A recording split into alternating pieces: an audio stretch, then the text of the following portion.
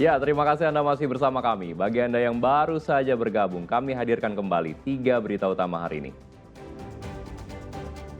Warung makan dan 2 toko kelontong di Makassar ludes terbakar. Niat hati ingin menyelamatkan cucu yang tenggelam di waduk saat memancing, seorang kakek malah tewas tenggelam. Seorang siswa SMP dikeroyok oleh teman-temannya hingga babak belur.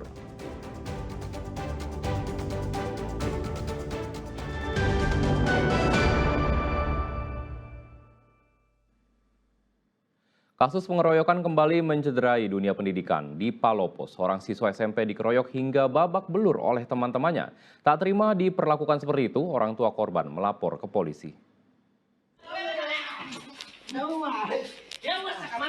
Seorang siswa SMP Negeri 13 Palopo dikeroyok oleh beberapa temannya. Meski sudah tersungkur, korban tetap dipukuli hingga babak belur dan mata korban kini bermasalah akibat pukulan. Tak terima dengan perlakuan itu, orang tua korban melaporkan kasus pengeroyokan ke Polres Palopo. Pihak sekolah pun membenarkan aksi pengeroyokan itu terjadi di lingkungan sekolah. Saat ini polisi sedang memeriksa terduga pelaku pengeroyokan yang berjumlah 4 orang. 3 orang terlibat pengeroyokan, sementara 1 orang merekam pengeroyokan dengan ponsel. Dan saat ini tim PPA sudah melakukan pengambilan keterangan terhadap terduga pelaku. Untuk sementara ada 3 orang, 1 orang yang merekam. Jadi semuanya sudah diamankan, namun dalam hal ini masih dalam proses interogasi, belum kita kembangkan ke proses penyidikan. Nanti kita menunggu hasil pemeriksaan baru kita lakukan gelar perkara untuk peningkatan status. Untuk langkah awal, polisi akan memediasi kedua belah pihak menempuh restoratif justice karena para pelaku masih berstatus sebagai pelajar. Wahyudi Baso melaporkan dari Palopo. Awas, miras bisa bikin malapetaka. Di Pangkep, 2 pria yang sedang mabuk terlibat cekcok yang berujung penikaman. Akibatnya, 1 orang mengalami luka tusuk di bagian pinggul kiri.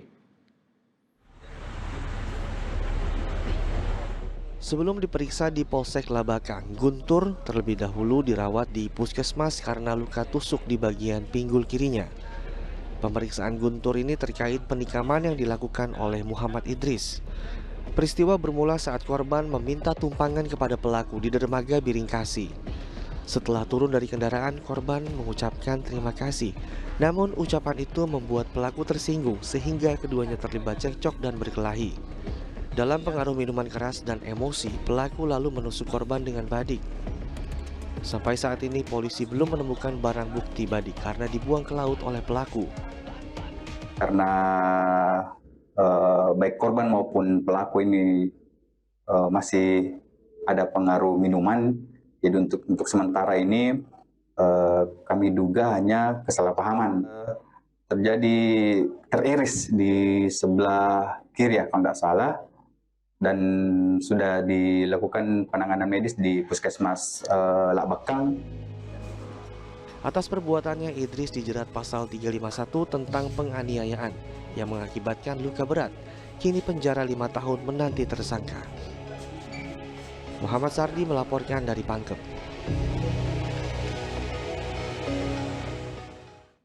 Seorang juru parkir liar di Maros menikam temannya hingga buta dengan senjata tajam. Penganiayaan itu diduga dipicu masalah berebut lahan parkir. Pelarian Markus berakhir di Jalan Panser, Kelurahan Hasanuddin, Kecamatan Mandai, Maros. Markus ditangkap tim Resmo Polres Maros sepekan setelah menganiaya temannya bernama Ida hingga buta. Markus lalu dibawa ke kantor Polres Maros untuk diinterogasi. Menurut pengakuannya, penganiayaan itu dilakukan pada 30 September 2025 di Kecamatan Marusu, Maros. Penikaman berujung kebutaan pada mata korban dipicu masalah rebutan lahan parkir. Cekcok kecil pun berakhir tragis. Markus menikam mata Ida dengan parah hingga buta. Telah terjadi tindak pidana penganiayaan yang mana pelaku melakukan penganiayaan terhadap korban, menusuk mata kiri dan mengakibatkan mata sebelah kanan buta. Permasalahannya ini adalah ketersinggungan atau terkait masalah pekerjaan. Atas perbuatannya, Markus terancam hukuman 5 tahun penjara karena ia dijerat pasal 351 ayat 2 KUHP tentang penganiayaan berat.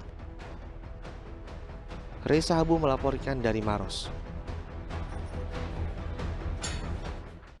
Sementara di Pinrang, seorang pria tega menebas temannya dengan parang hingga meregang nyawa. Pembunuhan itu diduga karena masalah utang piutang. Penyidik Polres Pinrang menginterogasi pria bernama Rizwan karena menebas temannya sendiri dengan parang. Tersangka ditangkap beberapa jam setelah pembunuhan. Pembunuhan itu dilakukan tersangka terhadap korban di Kelurahan Pacongan, Kecamatan Paleteang, Pinrang. Penganiayaan berujung maut itu diduga soal utang piutang. Korban meminjam uang kepada pelaku sebesar 25 juta rupiah melalui transfer bank. Namun saat ditagih, korban malah menyangkal memiliki utang tersebut dan tidak mengakuinya. Kesal dengan sikap korban, pelaku gelap mata lalu membacok korban dengan sebilah parang. Korban menghembuskan nafas terakhir dalam perjalanan ke rumah sakit.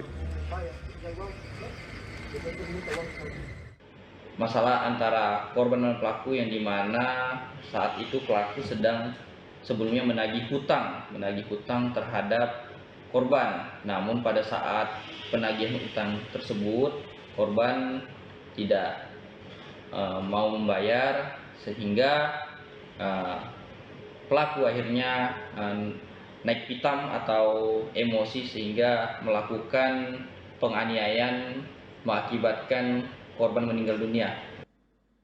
Niat hati ingin menyelamatkan cucu yang tenggelam di waduk saat memancing. Seorang kakek di Makassar malah tewas tenggelam. Diduga sang kakek tidak bisa berenang.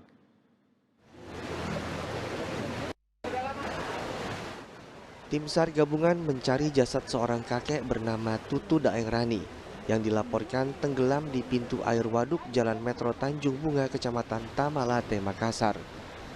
Pencarian dilakukan dengan bantuan perahu karet dan mereka menyisir bibir bendungan. Tim SAR gabungan juga mengerahkan tim penyelam untuk mencari jasad korban di dasar waduk.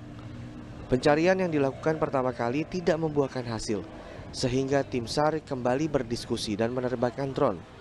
Setelah pencarian selama 3 jam, tim SAR berhasil menemukan jasad kakek sekitar 7 meter dari pintu air waduk dengan kedalaman sampai 5 meter. BPBD turun untuk melihat kondisi bawah laut dan menemukan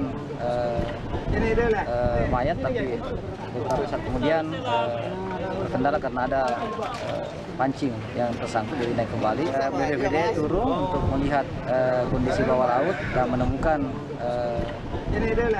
mayat, tapi beberapa saat kemudian terkendala karena ada pancing yang tersangkut jadi naik kembali. Jadi kemudian tim penyelam dari 3 instansi dibantu oleh masyarakat juga turun, akhirnya berhasil dievakuasi.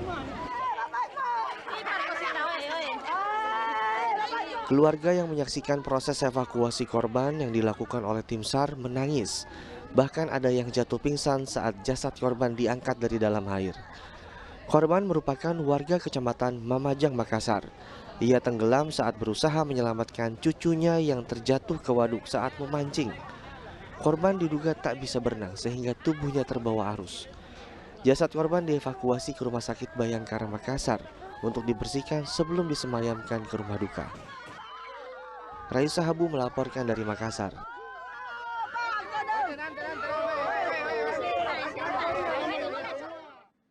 Ya, laporan tersebut sekaligus mengakhiri berita Makassar hari ini. Jangan lupa pastikan Anda subscribe channel YouTube Liputan 6 SCTV Daerah.